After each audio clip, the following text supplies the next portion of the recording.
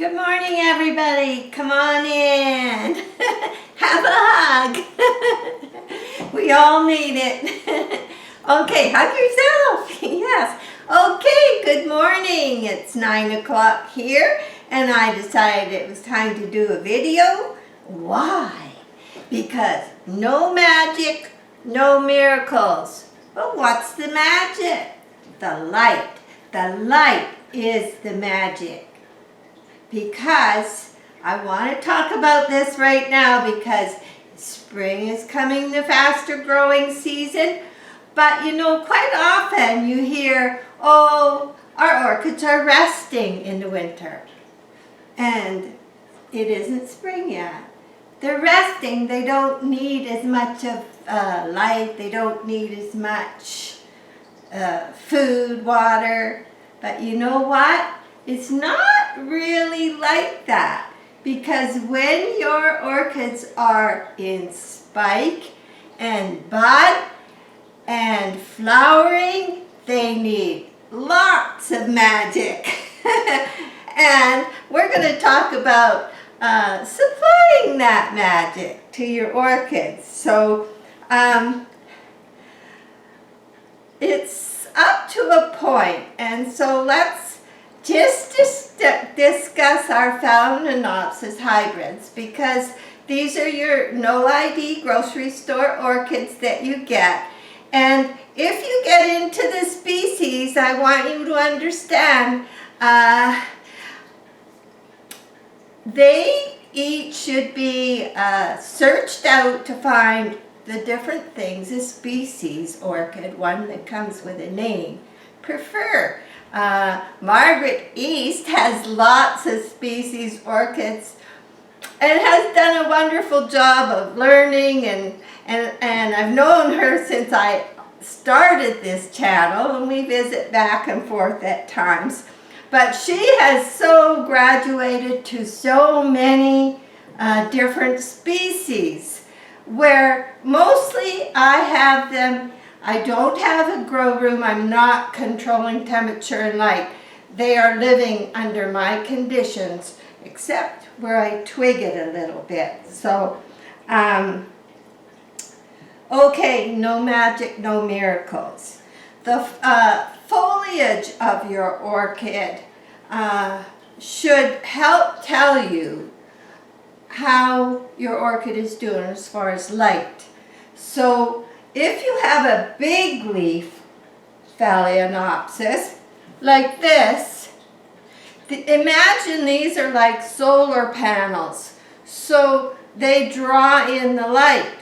So the big leaf orchids, they can be further back from the light source and still be growing very good. I always have this one back from my window on another table.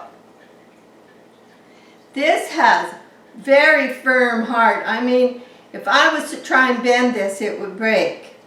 These are some of the original leaves. And this, of course, is an orchid that when the cupboards were being built, resurfaced in the kitchen, it took an accident. And it lost some leaves, and I had to cut one off. There was a breakage. But it's survived. It's doing good. It's quite happy. And the roots are really healthy looking in there. I can see through the holes. So yes, it gets photosynthesis even through these holes where they'll be green. I'll try and show you a close-up of inside. Okay. See if you can see that, because I can't see. But you'll see that the roots inside, if we can find another one, are green. They do photosynthesize. So the bigger leaf ones can be further back in the room. The thinner the leaves, the closer to the light source they can be. So that's a good thing to know. Now, cooler homes, less flowers. Yikes! What does that mean? My husband says, don't turn the heat up. It costs too much money. That is the difference between a grow room and living with us. Yes. Now, in the window, it's cooler in here. It's cooler, so a lot of the time I have my orchids sitting on something in this window in the winter, because that tile on the bottom of the window, it stays cold. And if your plants are sitting on a windowsill and the pot feels cold to you, then you should have it raised on something. I do that in all my windows. So, and the thinner ones, now this is the mother of the one I had, my oldest orchid, and it had this huge monopodial root stem that went way, and I cut it off, and I put her in this pot, and she's doing well now. But she has thinner leaves. She can take more light. And her baby is in here, and I've started to give her more light too. At first, when I was babying it, I kept it more back. Not in the dark, but giving it back a little more protection. But now, with the light, it's a signal to growth, so it will help it to grow. So that's one reason, as far as the type of your orchids, of where you want to keep them. Now,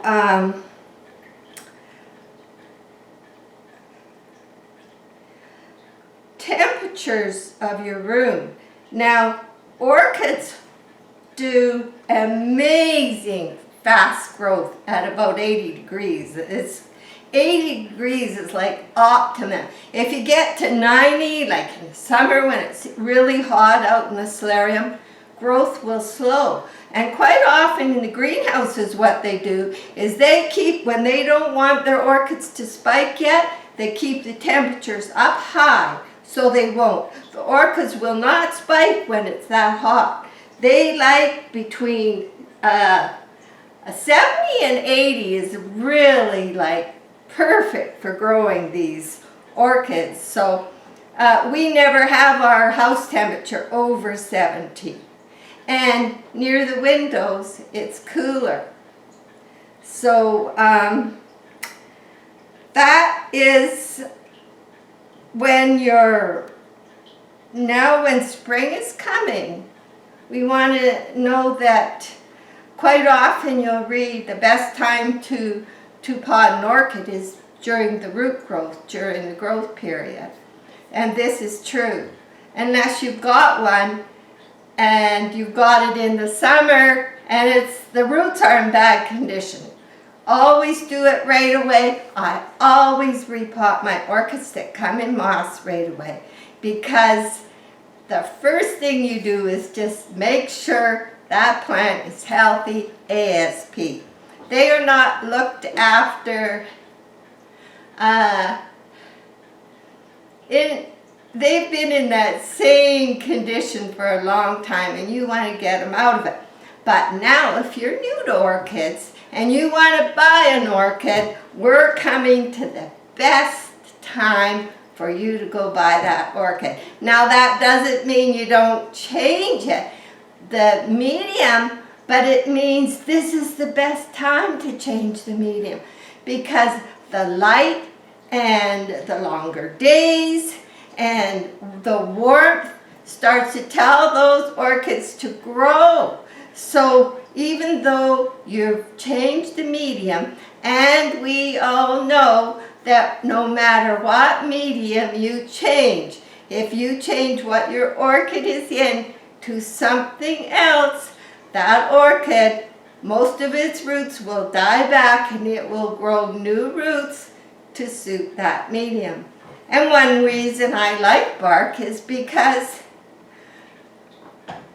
orchid roots that grow in bark, and I have just bark over years of changing things up to this position, are very hardy and healthy. Once they adapt to that, they are very happy. So, the reason we want to talk about this, you can be planning about a new orchid, because that time is coming to really, if you have trouble with your orchids, if you have trouble and you haven't got your orchid to spike by now, then you have to consider, if you did give it its cool down in the fall when it wanted 10 to 15 drop in night temperature to encourage spiking. If you gave it that and you still didn't get a spike, then you might consider your light source hasn't been good enough. And I just don't mean now you bring it in and make sure that you have enough light. I mean the growing season, which is coming up. You must make sure you have enough light for that orchid to grow and store energy for the spiking and flowering season. How does it do that? It does that through the light and the food, the fertilizer, the water that we give it. And we have a varied schedule for doing that to make sure we're covering all the angles without using too much fertilizer. We have some natural fertilizers that are also high in nitrogen, which is what you want for the growing season for the Phalaenopsis. So, now, you have your window and you're not sure if it's enough light. So, if you get a white card, even a white piece of paper, and you put your hand in front of that piece of paper, and you are, say, 8 to 12 inches from it, which is about right. And now, if you can't see a shadow when you're holding your hand, if I hold my hand, there's the light source, and I'm a foot away from my orchid. I don't know if you can see. Okay. There's my light source, and I'm a foot away from my orchid. If I see no shadow, there's not enough light coming from this light source. If I see a blurry shadow, and if you do this at about 12 p.m. to 3, and you check this, then you can find out if you're getting too much light or not enough. So a blurry shadow is okay. Now, a really bright, dark shadow, really sharp lines, that's okay, but that's when you want to make sure you're not getting too much heat on your leaves. So if you feel your leaf, our body temperature to the leaf should be cool. So, like, we should be warmer, and when you touch the leaf, it should feel cool. I always put my hand, when I'm creeping into summer, I always put my hand in front of the orchid to see how much heat there's coming. Because if I'm feeling the heat on my hand, I may want to start backing off my plant. I'm going to get a drink of water.